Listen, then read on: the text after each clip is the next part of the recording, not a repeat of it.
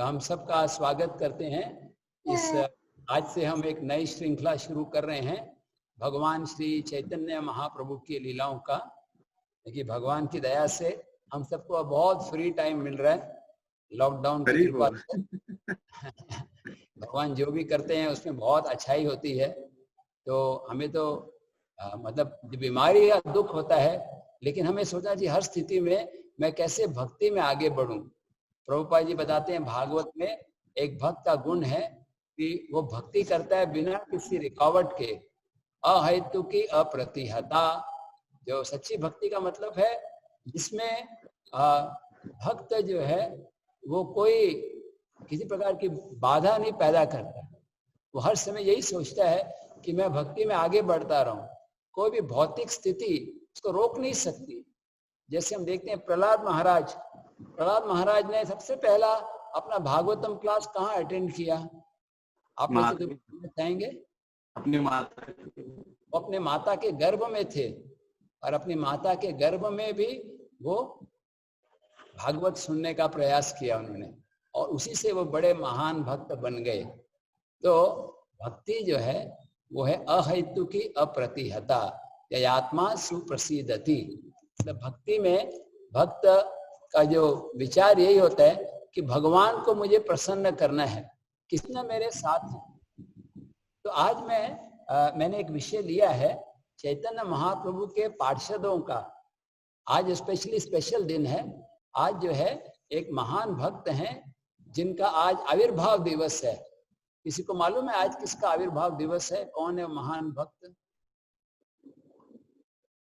Anybody knows किसका आविर्भाव दिवस है? अभिराम ठाकुर। यस, अभिराम ठाकुर। तो मैं अभिराम ठाकुर के जीवन के बारे में थोड़ी सी चर्चा करूंगा। सबसे पहले हम लोग प्रणाम मंत्र बोलेंगे। ओम नमो भगवते वासुदेवाय। ओम नमो भगवते वासुदेवाय। ओम नमो भगवते वासुदेवाय। ओम नमो वासुदेवाय। सब लोग प्रार्थना करें। ओम अज्ञानतिमिरन्धस्य ज्ञानांजन शलाकया चक्षुरुन्मीलितं येन स्थापितं येन भूतले स्वयं रूप कदा मह्यं ददाति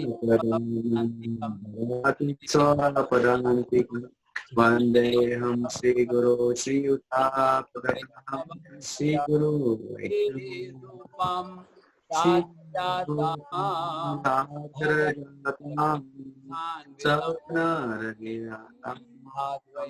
सजीवम् अद्वैतं सावधूतं परिजनाः सहितं कृष्ण चैतन्य देवं श्री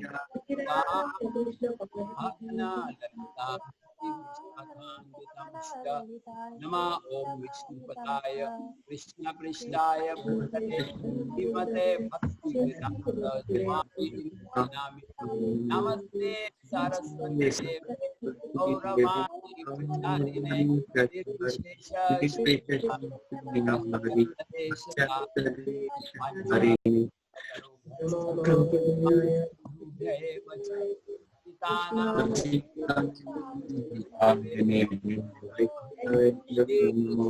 चैतन्य प्रभो नित्यानंद श्री अद्वैत गदाधर और भक्त हरे कृष्ण कृष्ण हरे हरे हरे राम राम हरे कृष्ण कृष्ण हरे राम हरे हरे हरे कृष्णा कृष्ण हरे राम हरे राम।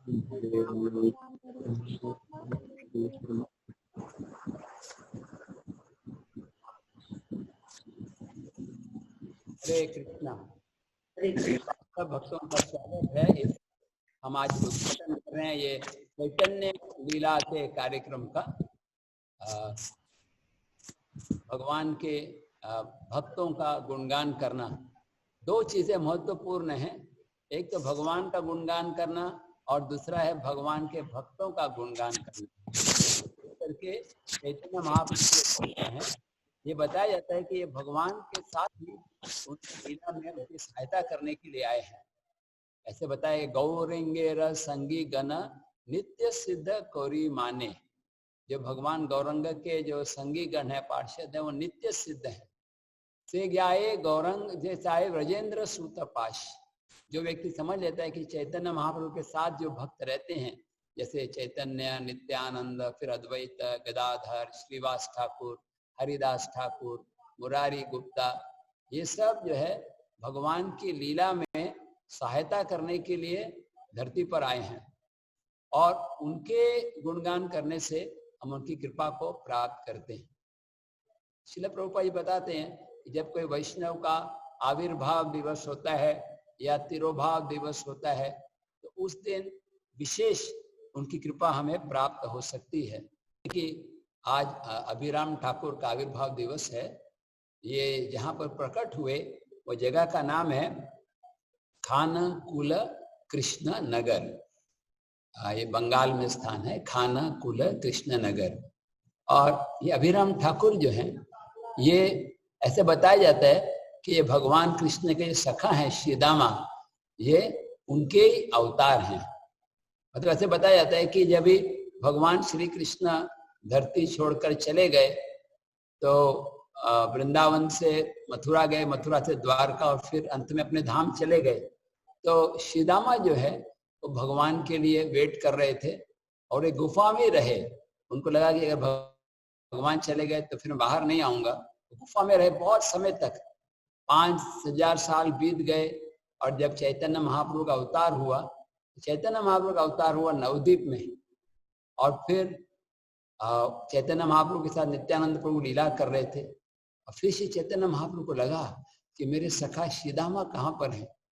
आप जानते हैं भगवान अपने पार्षदों से बहुत प्रेम करते हैं, और इसलिए चैतन्य महाप्रभु ने नित्यानंद प्रभु को बोला कि तुम जाओ और श्रीदामा को लेकर आओ। तो नित्यानंद प्रभु मायापुर से, नवद्वीप से वृंदावन तक आए और श्रीदामा एक गुफा में थे, उनको बाहर बुलाया।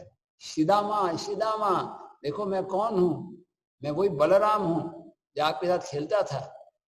श्रीदामा को विश्वास नहीं हो रहा था, क्योंकि बलराम जी तो 5000 साल पहले थे और अब ये तो नित्यानंद प्रभु के रूप में आए हैं। इनका जो रूप है और इनका साइज है वो बिल्कुल अलग था। तो उनको शंका होने लगी। बोले आप बलराम हो? बोले हाँ मैं ही बलराम हूँ। बोले अगर आप बलराम हो तो आपको मैं कैसे जानूंगा? मैं गोवर्धन परिक्रमा करता हूँ बहुत फास्ट, और मैं इतना तेज चलता हूँ कि कोई मेरे साथ दौड़ नहीं सकता, सिर्फ बलराम ये दौड़ सकते हैं। और अगर मैं रेस में भागा और आप मेरे पीछे पीछे आ सके तो मैं मान जाऊंगा कि आप बलराम के अवतार हैं। तो बोला ठीक है। तो रेस शुरू की और वो 4 बार गोवर्धन परिक्रमा किए। अभी हम लोग एक बार गोवर्धन परिक्रमा करते हैं तो थक जाते हैं, बीच में जलेबी खाते हैं, दूध पीते हैं, फिर भी थकावट हो जाती है। लेकिन श्रीदामा तेजी से कर रहे थे और जहां भी जाते पीछे देखते तो नित्यानंद प्रभु उनके पीछे पीछे ही। तब उनको समझ में आ गया कि वही हैं जो कृष्ण लीला में बलराम हैं, वही नित्यानंद बन गए हैं। जो कृष्ण लीला में चैतन्य कृष्ण हैं, वही गौर लीला में चैतन्य महाप्रभु बन गए हैं। गौर निताई और कृष्ण बलराम दोनों में कोई अंतर नहीं है। फिर उनको नवद्वीप में लेकर आए वापस, और फिर खेलते खेलते अभी चैतन्य महाप्रभु सोच रहे थे कि श्रीदामा का साइज तो बहुत बड़ा है द्वापर युग का, और हम चाहते हैं कि हमारे साथ खेलें हमारे पार्षद की तरह। इसलिए चैतन्य महाप्रभु ने क्या किया, वो उसके कंधे पे बैठ गए और नित्यानंद प्रभु दूसरे पे, और ऐसे प्रेम से दबाया कि श्रीदामा फिर उनका साइज छोटा हो गया और वो उनके नॉर्मल बाकी भक्तों के साथ खेलने लगे। ऐसे बताया जाए कि अभिराम उनका नाम रखा गया।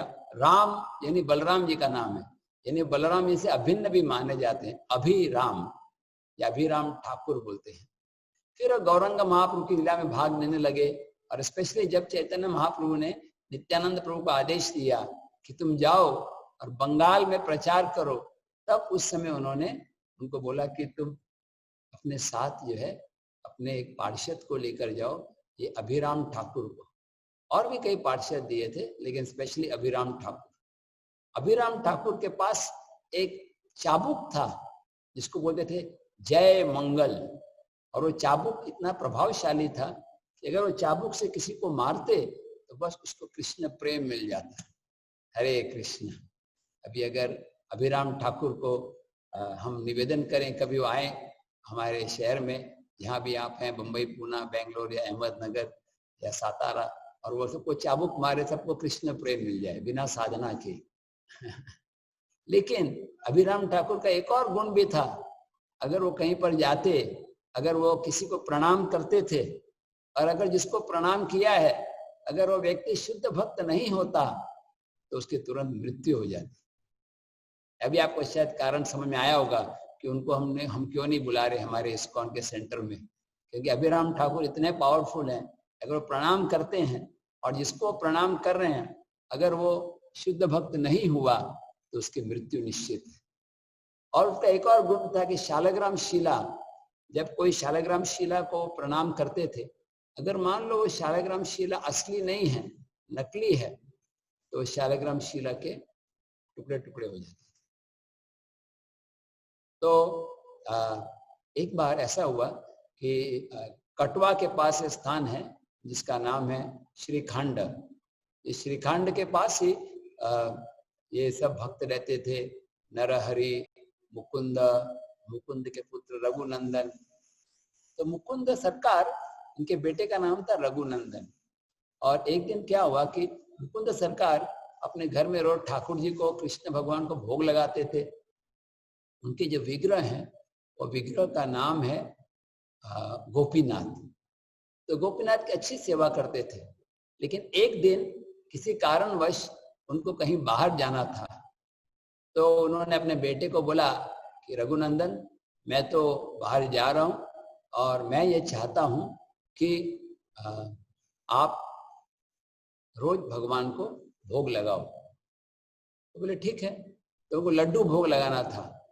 तो रघुनंदन ने भगवान को बड़े प्रेम से 4 लड्डू सामने रखे और जैसे हम लोग करते हैं पर्दा बंद करके मंत्र बोले। और जब उन्होंने पर्दा खोला तो देखा भगवान ने लड्डू तो वैसे के वैसे ही पड़े हैं। उन्होंने भगवान से बड़े प्रेम से प्रार्थना की, हे प्रभु आप ये लड्डू खाओ। भगवान ने हंसकर कहा मैंने तो खा लिया है। बोले नहीं, आप प्लीज हमारी खुशी के लिए फिर से खाओ। भगवान बोले मैंने खा लिया आंखों से। बोले नहीं नहीं, मेरे को आंखों से खाना है समझ में नहीं आता। अगर आप वास्तव में खा के दिखाओ। तो उनके खुशी के लिए भगवान ने वो लड्डू सारे खा लिए। और जब प्लेट बाहर आई तो उसमें कुछ नहीं बचा। शाम के समय रघुनंदन के पिता मुकुंद लौट कर आए और उन्होंने पूछा, अरे मुकुंद तुमने भोग लगाया भगवान को? सॉरी रघुनंदन, तुमने भोग लगाया? रघुनंदन बोले हाँ मैंने भोग लगाया। बोले फिर प्रसाद कहाँ पर है? बोले प्रसाद तो भगवान ने सब खा लिया। हाँ सब खा लिया, मैं तो 25 साल से भोग लगा रहा हूँ, भगवान तो सब खाते हैं, लेकिन जो बचा हुआ महाप्रसाद भी देते हैं। तो बोले लेकिन भगवान ने खा लिया, अभी कुछ नहीं है। तो मुझे डाउट आ रहा है शायद आपने खाया होगा, कोई जानवर ने खाया, फिर से भोग लगाओ। तो इस बार रघुनंदन फिर से भगवान के सामने ले गए। भगवान ने भोग लगाओ, मेरे पिताजी देखना चाहते हैं। कि पिताजी पीछे से खिड़की में से देख रहे थे कि कौन खा रहा है वास्तव में। और उनके खुशी के लिए भगवान ने आधा लड्डू खा लिया और जो बचा हुआ आधा लड्डू है वो अभी भी वहां पर मौजूद है, इसका महाप्रसाद। इस तरह रघुनंदन बहुत बड़े भक्त थे। और एक बार सबको मालूम पड़ी, अभिराम ठाकुर आए वो देखने के लिए। वो सोचने लगे कि मैं ये जानना चाहता हूं कि रघुनंदन सच्चे भक्त हैं कि नहीं। मैं आके उनको प्रणाम करूंगा और देखूंगा, उनकी परीक्षा लूंगा। तो जब वो आए तो मुकुंद सरकार को पता चला कि रघुनंदन आ रहे हैं। तो उन्होंने तुरंत रघुनंदन को इशारा किया कि आप कहीं छिप जाओ। और मुकुंद सरकार के से पूछा गया, अभिराम आए और पूछे कहाँ है आपका बेटा, कहाँ है, मैं मिलना चाहता हूँ। बोले नहीं वो कहीं चला गया, पता नहीं। तो कुछ देर तक तो ऐसा रहा, लेकिन अंत में क्या हुआ कि रघुनंदन स्वयं आ गए और अभिराम इतने खुश हुए, बोले रघुनंदन तुम तो महान भक्त हो, मैंने सुना कि भगवान गोपीनाथ ने तुम्हारा ऑफरिंग स्वीकार किया है। और वो फिर उनको प्रणाम करने के लिए गए और जैसे प्रणाम किया तो रघुनंदन जीवित रहे। तो फिर उनको विश्वास हो गया कि यस, ये भगवान के महान भक्त हैं। और अभिराम ठाकुर रघुनंदन दोनों मिलकर प्रेम से गाने लगे, हरे कृष्णा कृष्णा कृष्णा हरे हरे, हरे राम राम राम हरे हरे। इतने एक्सेसिव में आकर जोर जोर से हरि नाम लेने लगे, डांसिंग करने लगे। और उसका फल क्या हुआ कि रघुनंदन के पैर में जो नुपुर था, वो नुपुर उड़ते हुए आकाश में वो गिर पड़ा और एक कुंड, एक जगह पे जहां पर वो गिरा वहां पर एक कुंड आ गया है जिसका नाम है, किसी को मालूम है क्या नाम हो गया वो कुंड का? नुपुर कुंड। यस, नुपुर कुंड। ये इस तरह से रघुनंदन की महिमा सबको पता चल गई। अभिराम ठाकुर, हाँ, इनका एक और गुण था कि जैसे मैंने बताया कि जब वो किसी को प्रणाम करते तो उसको, अगर शुद्ध भक्त नहीं है तो मृत्यु हो जाती। तो एक बार क्या हुआ कि अभिराम ठाकुर को पता चला कि नित्यानंद प्रभु जो बलराम के अवतार हैं, उनके घर में एक बच्चे का जन्म हुआ है। आप जानते हैं नित्यानंद प्रभु वैसे तो अवधूत थे, लेकिन चैतन्य महाप्रभु ने बोला नित्यानंद को कि तुम विवाह करो। तो वो विवाह करने के लिए जब गए एक भक्त के घर में, सूर्यदास सारेखेला, और उन्होंने उनको बताया उनकी इच्छा को, तो सूर्यदास सारेखेला ने, उनकी बेटी का नाम था जानवा देवी, और नित्यानंद प्रभु का विवाह जानवा देवी के साथ हुआ। और जानवा देवी की बहन थी वसुधा, उनके साथ भी विवाह हुआ। तो नित्यानंद प्रभु विवाह तो कर लिए, लेकिन उनके पास रहने की कोई जगह नहीं थी।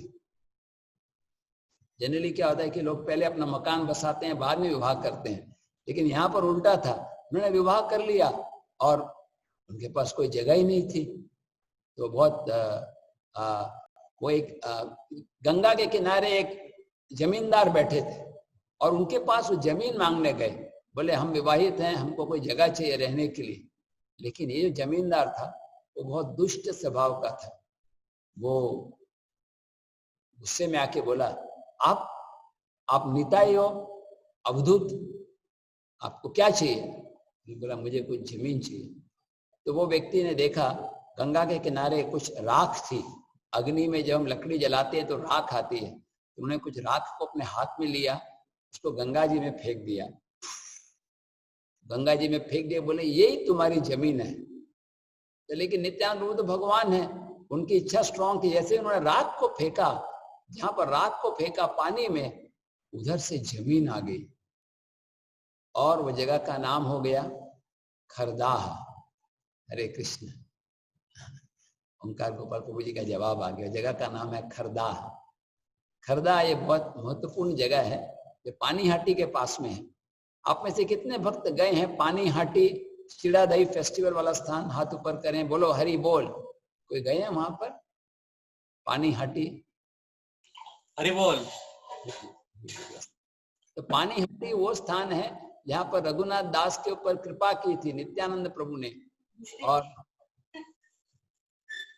और उसके जस्ट बाजू में, पानीहाटी के जस्ट बाजू में जो स्थान है उसका नाम है खरदा। यहाँ पर नित्यानंद प्रभु का विवाह होने के बाद रहने लगे और 1-2 साल के बाद उनके घर में एक बेटी का जन्म हुआ। अब वैदिक कल्चर में होता है कि जब किसी के घर में कोई बेटे का या बेटी के जन्म होता है तो लोग आते हैं बधाइयां देने के लिए। तो बड़ी संख्या में लोग आए और उन्होंने सबको न्योता दिया कि आप आइए, और अभिराम ठाकुर को बोला आप भी आइए। अभिराम ठाकुर भी आए, लेकिन अभिराम ठाकुर आप जानते हैं वो टेस्ट करना चाहते थे, ये बच्चा सच्चा भक्त है कि नहीं। उन्होंने बोला आपके बेटा कहाँ पर है? बोला यहाँ पर है। बोले कहाँ पर है? मेरे को ले चलो। और अभिराम ठाकुर वहां गए, वो नन्हे से बालक को प्रणाम किया और जैसे प्रणाम किया बच्चे की मृत्यु हो गई। नित्यानंद प्रभु और उनके पत्नी जानवा देवी को बड़ा दुख हुआ, लेकिन उनको लगा शायद भगवान की यही इच्छा है। फिर अगले साल उनको जब दूसरा पुत्र हुआ, फिर से अभिराम ठाकुर आए, फिर से उन्होंने प्रणाम किया और फिर से मृत्यु हो गई। अब 3-4 बार ऐसा होने के बाद तो जानवा देवी ने नित्यानंद प्रभु को बोला कि अगली बार जब कोई संतान का जन्म होगा तो हम अभिराम ठाकुर को समाचार नहीं देंगे, हम उनको अपने व्हाट्सएप ग्रुप से निकाल देंगे, उनको पता नहीं चलेगा हमारे क्या एक्टिविटीज हैं। अगली बार जब बेटे का जन्म हुआ तो उन्होंने अभिराम ठाकुर को नहीं बुलाया।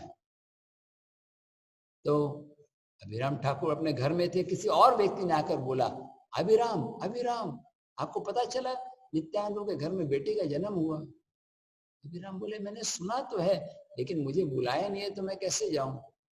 तो उनके मित्र बोले, अरे आप तो उनके परिवार के सदस्य हो, अपने पारिवारिक सदस्य में कोई इस तरह से बुलाने की जरूरत नहीं है, चलो हम दोनों जाते हैं। अब उनको नदी पार करनी थी, क्योंकि नित्यानंद का घर गंगा के उस पार था। अब वो कैसे जाएं? हर रोज तो वो नौका में जाते थे, बोट में, लेकिन इस बार कुछ बोट भी नहीं दिखाई पड़ रही थी, कुछ नौका भी नहीं थी। तब फिर उन्होंने एक नौका को देखा और वो नाविक को अपने पास में बुलाया, बोले नाविक नाविक मुझे पार गंगा नदी पार लेके जाओ, वहां पर खरदा में जाना है। तो वो नाविक ने तुरंत देखकर प्रश्न पूछा, आप कौन हो? आप कहीं अभिराम तो नहीं हो? अभिराम ने पूछा, इसमें क्या फर्क पड़ता है मैं कौन हूं, मैं आपको पैसे दे रहा हूं, आप मुझे लेके चलो। तो बोला, देखो मेरे को नित्यानंद प्रभु ने पैसे दे दिए हैं आपको नहीं लाने के लिए, आप नहीं आओ इसीलिए आपको पैसे मेरे को पैसे दे दिए हैं। ऐसा कहकर उन्होंने नौका को पानी में डुबो दिया और स्वयं बाहर आ गए।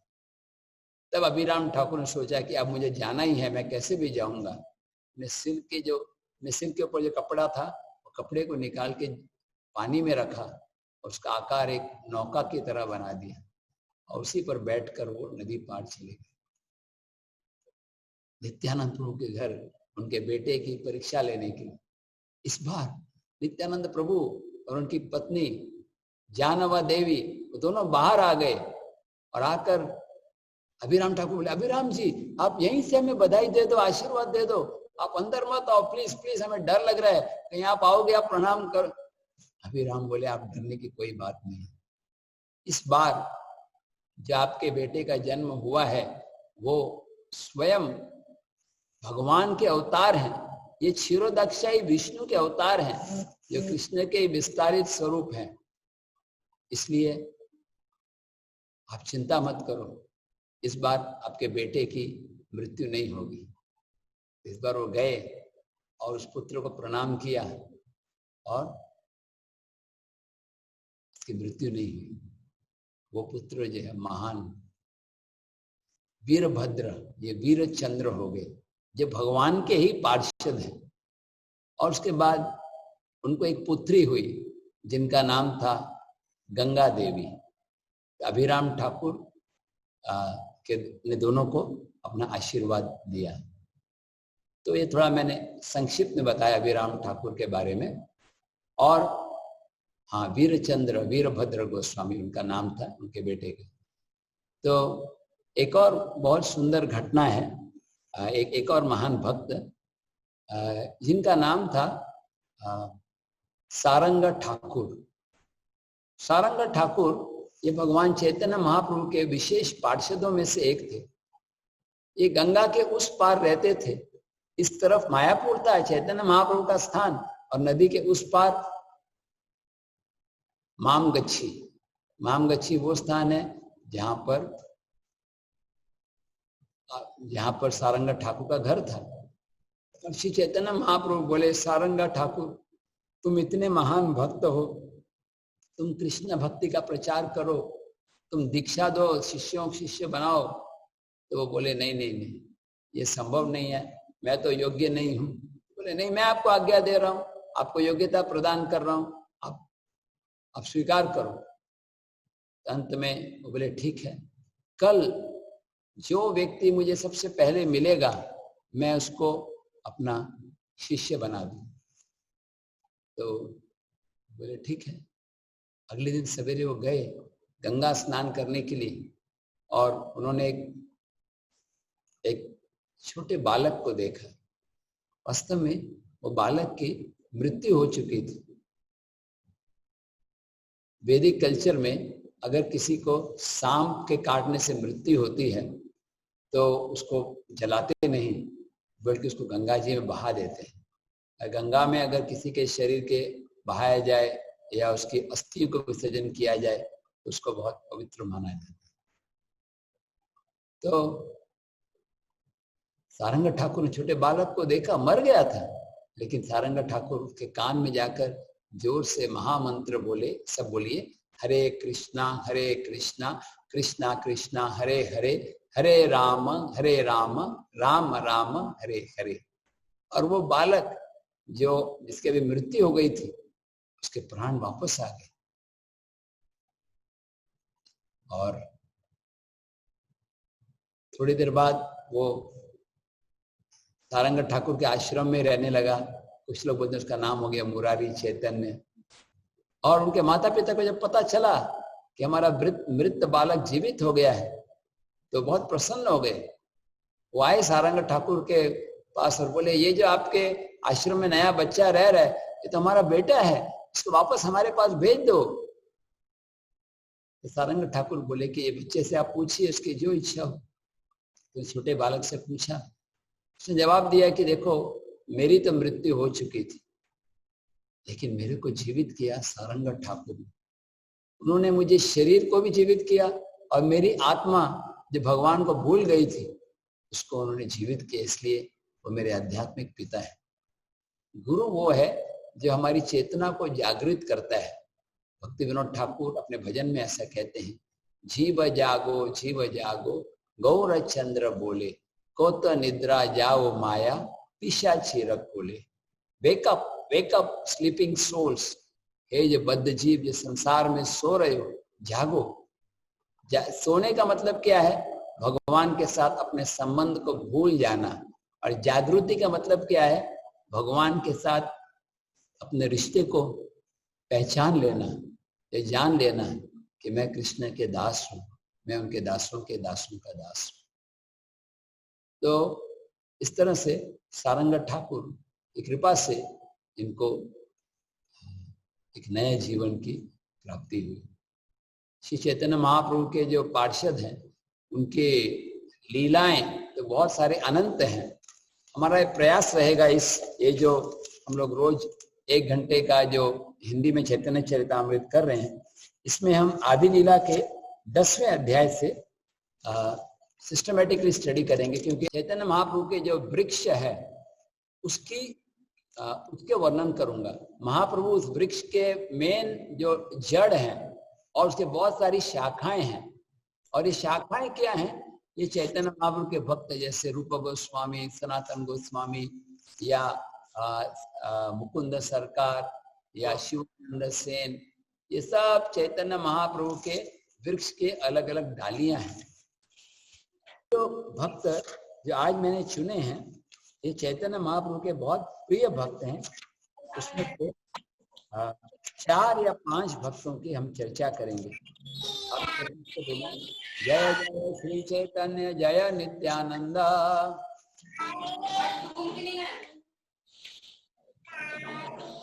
जय द्वैत चंद्र जय गौर भक्त वृंदा,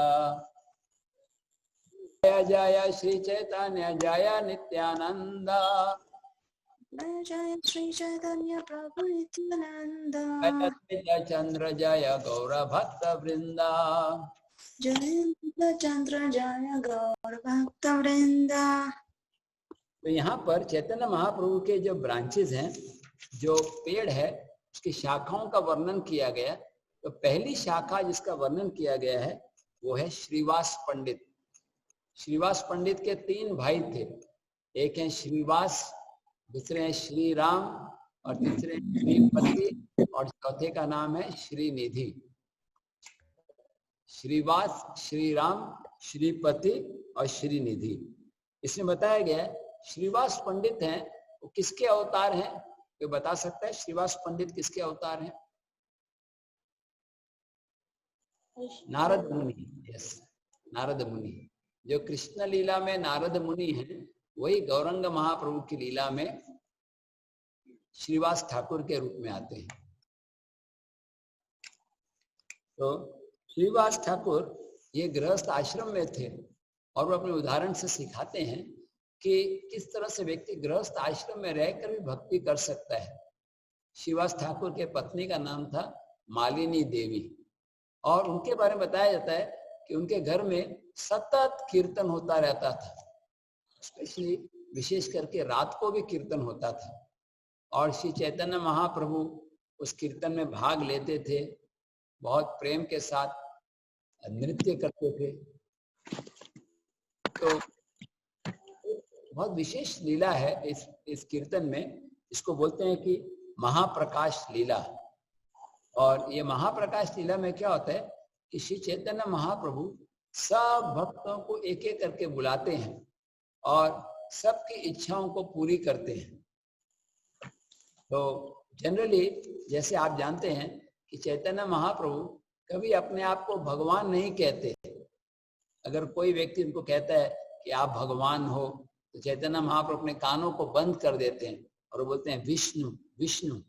कभी जीवात्मा जो है कभी भगवान के बराबर नहीं बन सकता, मैं तो जीवात्मा हूँ। लेकिन कोई कोई कथाओं में, जैसे इस कथा में बताया गया है कि चैतन्य महाप्रभु स्वयं भगवान स्वीकार करते थे। और यह महाप्रकाश लीला, एक दिन चैतन्य महाप्रभु स्वयं भगवान विष्णु का जो मंदिर है श्रीवास आंगन में, जो ऑल्टर है, उसके ऊपर जाकर बैठ गए और वो बोले मैं ही विष्णु हूँ, मैं ही नारायण हूँ, मैं ही कृष्ण हूँ, मेरे को मेरी पूजा करो, मेरा अभिषेक करो। और नित्यानंद प्रभु उनके ऊपर छत्र धारण किए और नरहरि उनको च्यंवर डुलाने लगे, जैसे हम भजन में सुनते हैं गौर लीला में कि बजायो जय गौरा चंदे आरती की शोभा जानवी तटवानी जगमान लोभा। ये गौर आरती का वर्णन है जहाँ पर चैतन्य महाप्रभु अपने सारे भक्तों के साथ सारे भक्तों की सारी इच्छाओं को पूरी कर रहे हैं। तो यहाँ पर चैतन्य महाप्रभु भक्तों को बोले कि मेरे को स्नान कराओ। और भक्त वहां पे गंगा थोड़ी दूरी पे थी और गंगा से पानी लेकर आकर भगवान का अभिषेक कराया। 900 मटकों से अभिषेक कराया गया और ये पानी साधारण पानी नहीं, गंगा जल और उसमें थोड़ा सुगंधित कपूर वगैरह डाल के अभिषेक कराया गया। तो अभिषेक कर रहे थे, उनमें एक माता थी जो स्वयं अभिषेक नहीं कर रही थी लेकिन अभिषेक करने में मदद कर रही थी। चैतन्य महाप्रभु ने अभिषेक करने वाले को कृपा नहीं दिखाई, पहले कृपा दिखाई उनको जो छिपकर सेवा कर रहे थे। एक माता थी जो सामने नहीं आ रहे थे लेकिन पानी का मटका भर कर दे रहे थे। और श्री चैतन्य महाप्रभु उनकी ओर देखकर बड़े खुशी से पूछा, आपका नाम क्या है? तो नाम क्या है तुमसे? तो माता जी ने बताया मेरा नाम है दुखी। श्री चैतन्य महाप्रभु बोले दुखी? मला आवडत नहीं है नाम, मुझे नाम पसंद नहीं है, आज से आपका नाम होगा सुखी। दुखी है ला सुखी। कृष्ण भावना में आने से पहले, कृष्ण के साथ संबंध को जानने से पहले हम सब दुखी रहते, लेकिन जब हम चैतन्य महाप्रभु नित्यानंद प्रभु की कृपा को प्राप्त करते हैं तब हम सुखी हो जाते हैं।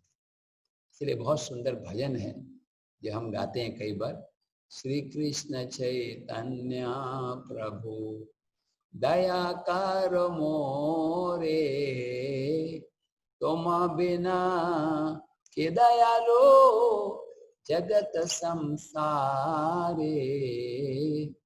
इसका हिंदी में अनुवाद है तो बता रहे हैं चैतन्य महाप्रभु आप मेरे ऊपर दया करो, आपसे बढ़कर दयालु कोई नहीं है।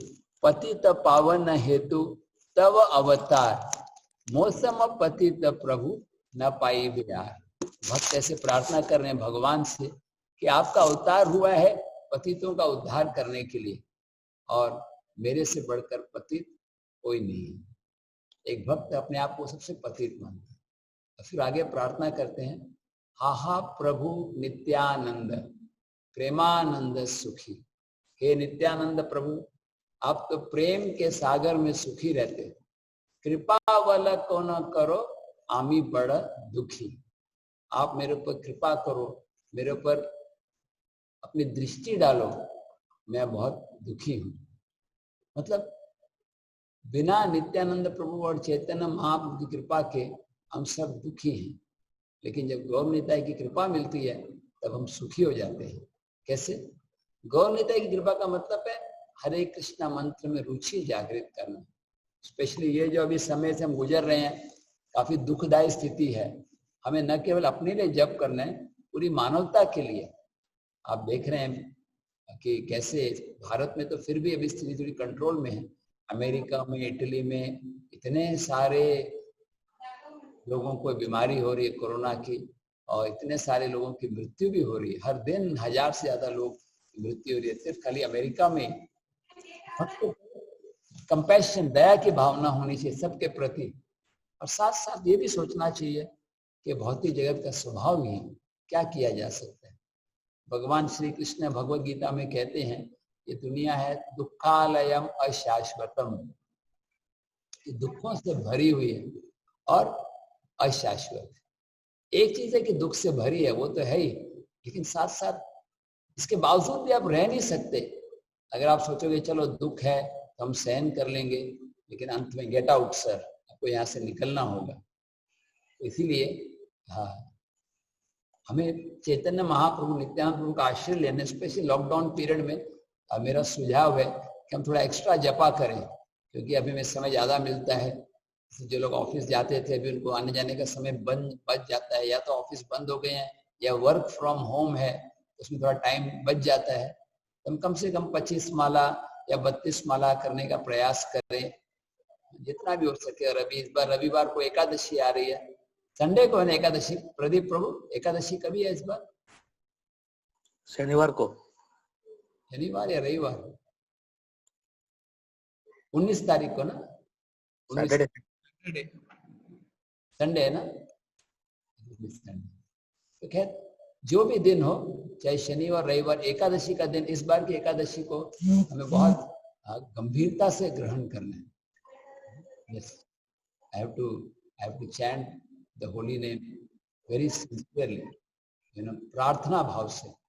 हर एक मोती पे श्री गौरंग महाप्रभु नित्यानंद प्रभु को याद करते हुए, राधा गोपीनाथ, राधा वृंदावन चंद्र, राधा श्याम सुंदर, इनके चरणों में गिर के भीख मांगते, प्लीज प्रभु मेरे को। प्रभुपाद जी बोलते हैं जब कोई भक्त आंखों में आंसू भर के भगवान से प्रार्थना करता है तो भगवान जरूर उनकी प्रार्थनाओं को सुन लेते हैं। तो श्रीवास ठाकुर का यही गुण था कि वो दिन रात भगवान के नाम स्मरण में लगे रहते थे। तो कृष्ण लीला में नारद मुनि है और गौर लीला में वही श्रीवास ठाकुर। जब महाप्रकाश लीला में चैतन्य महाप्रभु सबके ऊपर दया दिखा रहे थे, एक एक करके उन्होंने भक्तों को बुलाना शुरू किया। कोई भक्त आकर कह रहे थे, हे प्रभु आप मेरे परिवार के लोगों पे दया करिए। कोई कह रहा था कि मेरे परिवार में मेरे माता पिता भक्त नहीं हैं, उनको भक्त बना दीजिए। कोई कह रहा था कि मेरे पत्नी भक्त नहीं है, मेरे बच्चे भक्त नहीं है।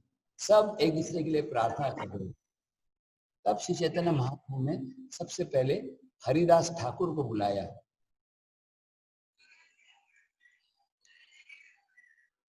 महाप्रभु बोले, हरिदास आपको याद है कि जब आपको 22 मार्केट में पीटा जा रहा था, इलेक्शन के द्वारा कोड़ों से मारा जा रहा था, तो उस समय हरिदास ठाकुर ने भगवान से यही प्रार्थना की, भगवान इनको क्षमा कर दो, इनको माफ कर दो। भगवान चैतन्य महाप्रभु से सहन नहीं हो रहा था कि उनके भक्त को कष्ट हो रहा है। भगवान ने अपने चक्र को बुलाया, चक्र, सुदर्शन चक्र, इसका प्रकाश हजारों सूर्य के समान है। जब वो चक्र हरिदास ठाकुर को बचाने के लिए और जल्लादों का सिर काटने के लिए आया, तब हरिदास ठाकुर ने चक्र को रोक दिया।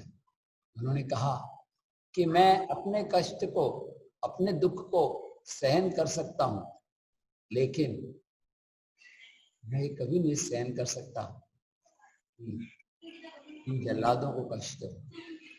इसको बोलते हैं पर दुख दुखी।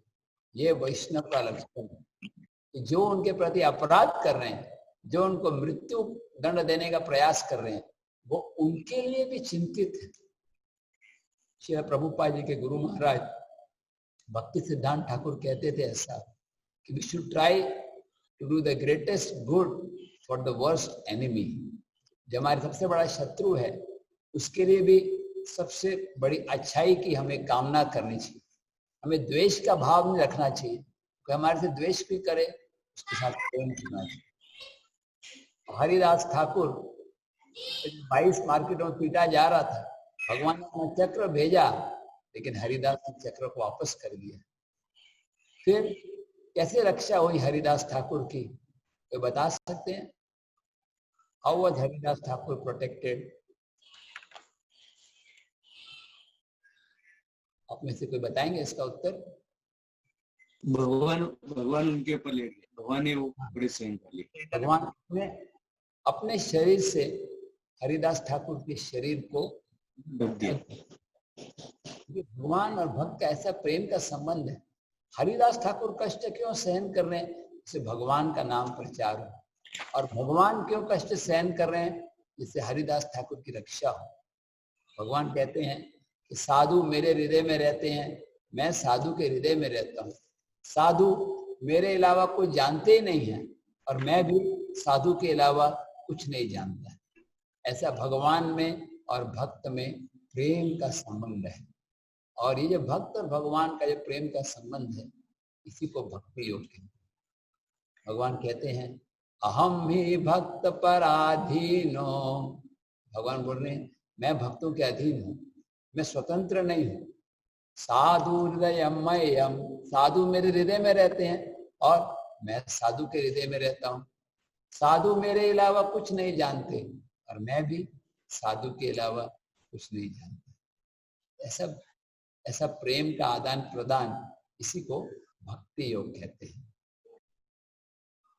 तो हरिदास ठाकुर भगवान के लिए नाम प्रचार के लिए कष्ट सहन करते हैं, और उनकी रक्षा के लिए भगवान अपने शरीर से हरिदास के शरीर को ढक देते हैं।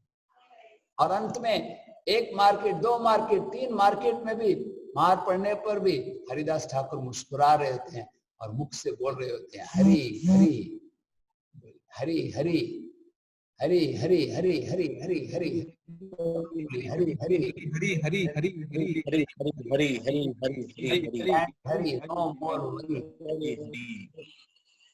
तो हरी हरी हरी। हरिदास ठाकुर सब कष्टों को सहन कर रहे थे। और धीरे धीरे क्या हुआ, 1 मार्केट, 2 मार्केट, 15 मार्केट, सब मार्केट हो रहे थे, लेकिन हरिदास की मृत्यु नहीं हुई। और मारने वाले वही थक गए।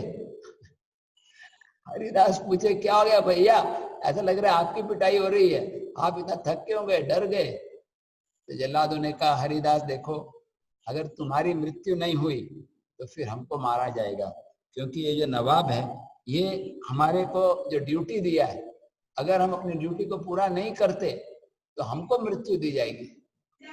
तो तुरंत हरिदास ठाकुर ने कहा अच्छा ऐसी बात है क्या, मेरा जीवित रहना क्या ये आपके लिए कष्ट का कारण है? चलो ठीक है, मैं अभी शरीर त्याग देता हूँ। ऐसे कहकर हरिदास ठाकुर ने अपने आंखें बंद कर ली और बस लेट गए। Pulse 0, heartbeat 0। Clinic doctor ने कह दिया चलो इनकी मृत्यु हो गई है, और फिर इनके शरीर को गंगा जी में बहा दिया। इनको लगा अभी चलो, चले गए। लेकिन हरिदास ठाकुर की तो मृत्यु नहीं हुई थी। राखे कृष्ण मारे के मारे कृष्ण रक्षा, हमारी रक्षा कृष्ण कर रहे हैं, कोई नहीं कुछ नहीं कर सकता, कृष्ण रक्षा कर रहे हैं। जब हरिदास ठाकुर को पानी में डाला गया तो थोड़ी देर बाद हरिदास ठाकुर स्विमिंग करते हुए बाहर आ गए। और उसके बाद वो नवाब जो बहुत क्रूर व्यक्ति था, वो हरिदास ठाकुर के चरणों में आके गिर पड़ा, बोला हरिदास हरिदास तुम क्षमा कर दो मेरे अपराध को, क्योंकि मैं जानता नहीं था आपकी महानता को, आप मेरे अपराध को माफ कर दो। हरिदास ठाकुर बोले इसमें तो आपका कोई दोष ही नहीं है, तो भगवान की इच्छा से सब कुछ हो रहा है। राखे कृष्ण मारे के कृष्ण रक्षा करने। इसके बाद हम देखते हैं कि और भी कई परीक्षा आते हैं हरिदास ठाकुर के जीवन में। एक बार तो एक सभा में उनको बेइज्जती भी की जाती है, फिर भी हरिदास ठाकुर बुरा नहीं मानते। कई बार ऐसा होता है कि हमें कोई कुछ कह देता है, हमें बुरा लग जाता है, लेकिन हम सहन कर लेते हैं। लेकिन हरिदास ठाकुर की चेतना इतनी महान थी कि उनको बुरा लग ही नहीं रहा था। कोई कुछ भी कह दे, वो सोचते थे बस भगवान की इच्छा है। चैतन्य महाप्रभु हरिदास ठाकुर को महाप्रकाश लीला में बोले, हरिदास मांगो, वरदान मांगो, क्या चाहिए? हरिदास ठाकुर बोले, प्रभु मुझे एक ही वरदान चाहिए, मैं आपको याद कर सकूं, मैं आपको स्मरण कर सकूं हर स्थिति में। भरी सभा में जब द्रौपदी की बेइज्जती हो रही थी, तब उसने आपको पुकारा, हे कृष्णा, हे गोविंदा, और आप अनंत वस्त्र के रूप में आ गए। फिर उन्होंने बताया, हरिदास कहने लगे, एक बार तो द्रौपदी के साथ जब वो काम्य वन में थे, अचानक दुर्वासा मुनि आ गए 10,000 लोगों के साथ, और प्रसाद उनके पास कुछ भी नहीं था, और 10,000 लोगों के लिए प्रसाद बनाना, द्रौपदी का अक्षय पात्र वो खत्म हो चुका था। तो द्रौपदी घबरा गई, अब क्या होगा? उन्होंने पुकारा कृष्ण कृष्ण, और कृष्ण स्वयं आ गए। और कृष्ण आते ही बोले, द्रौपदी मला भूख लागली है, मेरे को भूख लगी है, कुछ है आपके पास? द्रौपदी बोले, कुछ नहीं है, मैंने इसलिए आपको बुलाया। भगवान बोले, कुछ तो होगा, कुछ तो होगा। देखा छोटे से बर्तन में एक छोटा सा शाक का दाना था, या कुछ चावल का दाना, उन्होंने वो भगवान कृष्ण को दिया। जैसे भगवान कृष्ण ने वो शाक का दाना लिया, जिसमें तुष्ट जगत तुष्ट, भगवान को डकार आ गई, पूरा पेट भर गया, और दुर्वासा मुनि एंड कंपनी सबका पेट भर गया। तो ये सब घटनाओं को हरिदास याद कर रहे हैं, बोल रहे हैं भगवान मैं भी ऐसे याद करना चाहता हूँ जैसे द्रौपदी ने याद किया, या जैसे और क्या उदाहरण है, प्रहलाद महाराज का। प्रहलाद महाराज ने याद किया जब उनको सांपों के बीच डाला गया। भगवान मैं एक और आशीर्वाद चाहता हूँ, मैं चाहता हूँ कि मैं भक्तों के घर में एक कुत्ते का जन्म लूं, क्योंकि कुत्ता बन जाऊंगा तो भक्तों का महाप्रसाद आसानी से मिल जाएगा। श्री चैतन्य महाप्रभु बड़े प्रसन्न हो गए उनके भाव से।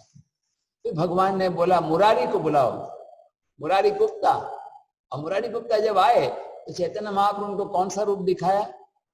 आप में से कौन भक्त जानते हैं चैतन्य महाप्रभु ने मुरारी गुप्ता को कौन सा रूप दिखाया? किसी को पता है कौन सा रूप दिखाया?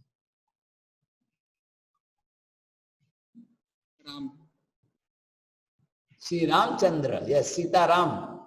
वहां पर ऑल्टर पर उनको दिखाई पड़ा सीताराम और लक्ष्मण, और बहुत सारे वानर छलांग लगा रहे हैं और जोर से बोल रहे हैं जय श्री राम, जय श्री राम। फिर उन्होंने अपने आप को देखा तो वो हनुमान जी बन गए। चैतन्य महाप्रभु बोले, मुरारी तुम पहचाना नहीं, तुम कौन हो? मैं तुम्हारा स्वामी हूं राम, तुम मेरे सेवक हो हनुमान। भरी सभा, तुमने भरे समुद्र को पार करके सीता का पता लगाया था, और तुम ही हो जिन्होंने लंका नगरी को जलाकर भस्म कर दिया। अब मांगो वरदान, क्या वरदान चाहिए? मुरारी गुप्ता बोले, प्रभु मुझे कुछ नहीं चाहिए, मुझे भक्तों का संग चाहिए, आपकी सेवा चाहिए, और हमेशा आपका नाम लेता रहूं। हरे कृष्ण कृष्ण कृष्ण हरे हरे राम राम राम। यही वरदान सारे भक्त मांगते हैं। हालांकि हमें दुख होता है इस स्थिति का, जो कोरोना वायरस के कारण है। हम प्रयास करना चाहिए इसको कितना जल्दी से जल्दी हट जाए, लेकिन साथ साथ ये भी जानने की भगवान का प्लान है। हम ज्यादा जप करें, ज्यादा प्रार्थना करें। अभी लास्ट में हम 5 मिनट कीर्तन करेंगे, स्पेशली हर कार्यक्रम के एंड में हम करते हैं ये दुनिया के कल्याण के लिए, जिससे कि भगवान का नाम ही है वही संसार के विपत्तियों को टाल सकता है, और किसी के अंदर शक्ति नहीं है, सिर्फ भगवान के नाम में शक्ति है। हरे नाम हरे नाम एव केवल कलो नास्त्येव नास्त्येव नास्त्येव गतिर्नास्ति। इस घोर कलयुग में भगवान के नाम के सिवाय कुछ नहीं। तो इसके बाद चैतन्य महाप्रभु सबको कृपा दिखा रहे थे। अद्वैत आचार्य को पूछते हैं कि आपको क्या वरदान चाहिए। अद्वैत आचार्य बोलते हैं वो दृश्य जो आपने महाभारत में अर्जुन को दिखाया, वो दृश्य मैं देखना चाहता हूँ। और भगवान ने कहा अभी मैं दिखाता हूँ, और तुरंत सीन बदल गया। महाभारत, एक तरफ कौरवों की सेना, पांडवों की सेना, और बीच में भगवान कृष्ण विराट रूप दिखा रहे हैं। हजारों हाथ, हजारों पैर, हजारों आंखें वाले इस दिव्य रूप को देखकर अद्वैताचार्य इतने खुश हो गए और प्रेम से नृत्य करने लगे। नित्यानंद प्रभु साथ में नृत्य करने लगे और हजारों हाथ वाले विश्वरूप डांस करने लगे और गाने लगे, हरे कृष्णा कृष्ण कृष्ण हरे हरे, हरे राम राम राम हरे हरे। और फिर वो दृश्य बदल गया। इस तरह भगवान सब पे कृपा कर रहे थे, लेकिन मुकुंद दत्त पे नहीं की। तो भक्तों ने पूछा श्रीवास ठाकुर ने, प्रभु आप मुकुंद पर कृपा क्यों नहीं कर रहे? महाप्रभु बोले उसका नाम भी मत लो। गंगा गए गंगादास, जमुना गए जमुनादास। जब वैष्णव के साथ होता है, वैष्णव के साथ अच्छी अच्छी भक्ति की बातचीत करते हैं, और वही जब संसारी लोगों मायावादियों के साथ रहते हैं तो मायावाद की बातचीत करते हैं। इसीलिए मुझे उनका संग तो मैं कृपा नहीं करूंगा। तो मुकुंद दत्त बाहर खड़े थे, रोने लगे, उनके आंखों में आंसू आ गए। बोले श्रीवास जरा भगवान से पूछो, क्या पूछो, क्या क्या क्या क्या कभी तो मुझे कृपा मिलेगी कि नहीं? तो भगवान ने कहा ठीक है, तो कृपा मिलेगी, लेकिन 10 लाख जन्म के बाद। और जब मुकुंद ने सुना 10 लाख जन्म बाद कृपा मिलेगी, वो इतने खुश हो गए, इतने प्रसन्न हो गए, वो नाचने लगे, बोलने लगे मैं भगवान के दर्शन करूंगा, जरूर करूंगा 10 लाख जन्म बाद। और फिर भगवान चैतन्य महाप्रभु उनके विश्वास को, उनकी सफलता को देखकर इतने खुश हुए। उन्होंने बोला ठीक है, तुरंत मुकुंदा अंदर आ जाओ। और सब भक्तों ने बोला चलो मुकुंद अंदर। भगवान चैतन्य महाप्रभु बोले मुकुंद, क्योंकि तुमने मेरे शब्दों में इतना भरोसा किया, इतना विश्वास दिखाया, तुम्हारे सारे अपराध क्षमा हो गए। अब मांगो, वरदान मांगो। मुकुंद दत्त बोले प्रभु मुझे आपके दर्शन तो हो रहे हैं, लेकिन आपके दर्शन तो राक्षसों को भी हो जाते हैं। भगवान नरसिंह देव जब प्रकट हुए, सबसे पहला दर्शन किसने किया? हिरण्यकशिपु ने। उसने भगवान को देखा, लेकिन भगवान की शरण में नहीं आए। जब भगवान वराह देव के रूप में आए, सबसे पहला दर्शन किसने किया? हिरण्याक्ष ने। लेकिन हिरण्याक्ष भगवान के शरण में नहीं आए, इसलिए उसका नाश हो गया। जब भगवान मथुरा में आए तो भगवान ने एक धोबी को बोला, अरे धोबी मेरे लिए और बलराम जी के लिए कपड़े दे दो। और धोबी कंस का धोबी था, थोड़े कपड़े दे भी सकता था, कुछ फर्क नहीं पड़ता। लेकिन वो बोला नहीं नहीं, ये कंस के कपड़े हैं, मैं आपको नहीं दूंगा। तो भगवान ने बोले ठीक है बेटे, कंस को तो बाद में मारते हैं, तेरा ये सब अभी क्लियर करते हैं। भगवान ने एक ऐसे थप्पड़ मारा कि वो धोबी का सिर कट गया, क्योंकि भगवान की शरण में नहीं आया। और दूसरी ओर कुब्जा वो भी कंस की दासी थी, लेकिन सुंदर सुंदर चंदन लेकर कृष्ण बलराम को लगाया, और कृष्ण बलराम को प्रसन्न किया, और इससे उनको सुंदर कृपा मिल गई, वो बहुत सुंदर बन गई। तो हमारे पास चॉइस है, या तो हम धोबी की तरह बन सकते हैं कि भगवान की सेवा नहीं करें, भगवान को समर्पण नहीं करें, या हम कुब्जा की तरह थोड़ी सेवा कर दें। चाहे हम टेढ़े हों, हमारे गंदगी हो, सब दूर हो जाएंगे सेवा से। इसलिए मुकुंद दत्त ने बोला बस मुझे आपकी सेवा भावना चाहिए, दर्शन से भी ज्यादा आपकी सेवा में। और लास्ट में भगवान ने सबको कृपा दी, शची माता को नहीं दी। भक्त ने बोला प्रभु शची माता पे कृपा करो। चैतन्य महाप्रभु बोले नहीं, शची माता ने अपराध किया है। किसके प्रति अपराध किया है? अद्वैत आचार्य के प्रति। क्या अपराध किया था? छोटा सा अपराध, क्योंकि निमाई के बड़े भाई शशि माता के बड़े बेटे का नाम था विश्वरूप, और वो अद्वैत आचार्य का बहुत संग करते थे, और संग के कारण उनको संसार की आसक्ति छूट गई, वैरागी बन गए और वो सन्यासी बन गए। तो उनको डर लग रहा था कि मेरा बेटा अद्वैत इस्कॉन में चला, मतलब कृष्ण भक्त बन गया, विश्वरूप सन्यासी बन गया, उसका कारण है अद्वैत आचार्य। और कहीं ऐसा नहीं हो कि अब मेरा दूसरा बेटा वो भी कहीं नहीं सन्यासी बन जाए। शची माता मन ही मन सोच रही थी कि अद्वैत आचार्य अच्छे व्यक्ति नहीं है, ये द्वैतमय है, ये कपटी है, और इसीलिए क्योंकि मन में अपराध किया था, महाप्रभु बोले मैं कृपा नहीं करूंगा। एक ही तरीका है, उसको बोलो अद्वैत आचार्य के चरणों की धूल ले। सारे भक्त अद्वैत के पास गए, आपकी धूल दो। तो अद्वैत आचार्य बोले किसके लिए? शची माता। शची माता, शची माता तो कौशल्या है, वो यशोदा है, वो देवकी है, उसको कैसे मैं चरणों की धूल दे सकता हूँ? ऐसा बोलते बोलते वो बेहोश हो गए। फिर उनके चरणों की धूल लेके चैतन्य महाप्रभु शची माता को चरणों की धूल दी और उनको भी कृपा मिल गई, वो भी बेहोश हो गए एक्सेसिव। तो ये कहने का मतलब ये है, चैतन्य महाप्रभु कृपा सब पे करते हैं, लेकिन वैष्णव अपराधी पे नहीं करते। हमें दो चीज करना है, हरि नाम लेना है और वैष्णव अपराध से बचना है। तो 2 मिनट से लोग आंख बंद करके प्रार्थना करें। पूरे विश्व के कल्याण के लिए हम लोग अभी 2 मिनट कीर्तन करेंगे, जिससे कि हम भगवान की कृपा को पुकार सकें। सब लोग मेरे पीछे बोलिए, जय श्री कृष्णा चैतन्य प्रभु नित्यानंद श्री अद्वैत गदाधर श्रीवासादि गौरा भक्त वृंदा। बोलिए, श्री कृष्ण चैतन्य प्रभु नित्यानंद श्री अद्वैत गदाधर श्रीवासादि गौरा भक्त वृंद।